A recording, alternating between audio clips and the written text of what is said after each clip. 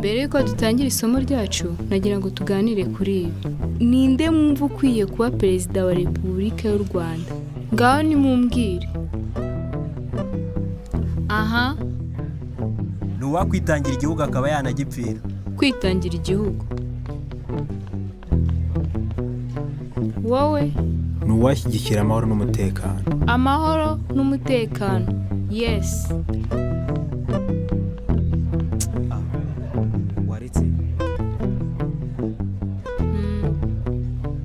Nuwashyigikira gender balance. Good.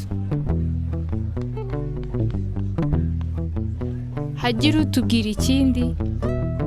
Wowe? Nuwahesha agaciro u Rwanda n'Abanyarwanda. Good. Ikindi? Nuwateza imbere made in Rwanda. Yes. Nuwashyigikira education pour tous. Good. Oui. Ngaho nawe tubwira ikindi.